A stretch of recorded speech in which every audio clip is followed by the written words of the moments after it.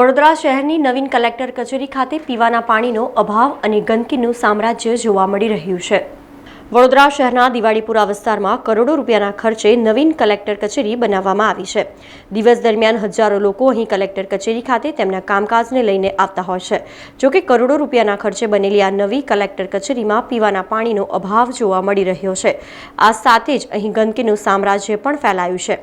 તેવામાં આજે આમ આદમી પાર્ટીના વડોદરા શહેર પ્રમુખ અશોક ઓઝા કલેક્ટર કચેરી ખાતે આવેદનપત્ર આપવા પહોંચ્યા હતા, જ્યાં તેમણે પીવાના પાણીના અભાવને લઈને તંત્ર સામે અનેક સવાલો ઉઠાવ્યા હતા। સાથે જ નવીન કલેક્ટર કચેરીમાં ગંદકીના સામ્રાજ્યને લઈને તંત્રની ઝાટકણી કાઢી હતી।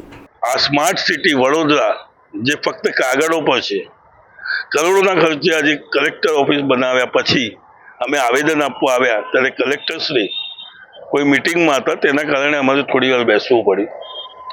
સ્વાભાવિક છે, બેઠા પછી આવી ગરમીમાં લોકોને તરસ લાગે અને અમારા કાર્યકરો, હું પોતે પણ પાણી પીવા ગયો ત્યારે તે જોવામાં આવ્યું કે નળમાં પાણી જ નથી આવતું।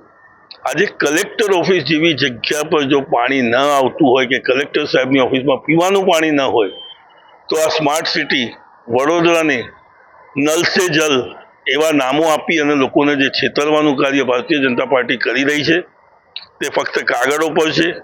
આવું ન કરવું જોઈએ।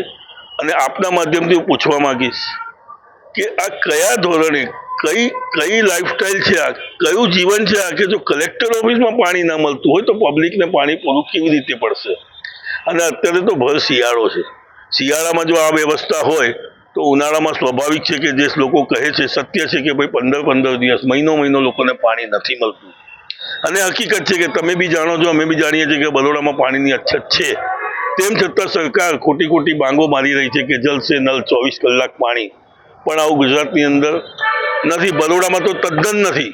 અને લોકો પાણી માટે હંમેશા ઉનાળાના 6 મહિનામાં વલખા જ મારતા હોય છે।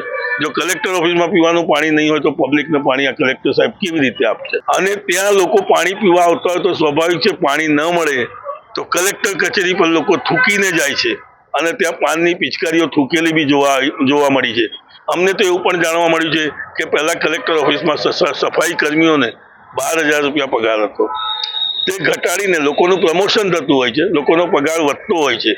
અહીં તો ઘટાડીને 8,000 કરી દેવામાં આવ્યું છે એવું ક્યાંકથી અમને જાણવા મળ્યું છે। તેના કારણે કલેક્ટર ઓફિસમાં સાફ સફાઈ પણ રહેતી નથી। સમાચારોના સતત અપડેટ માટે TNN ન્યૂઝને YouTube પર સબસ્ક્રાઇબ કરી બેલ આઇકોન પ્રેસ કરો અને અમારી સાથે જોડાયેલા રહો Facebook, Instagram અને Twitter ઉપર।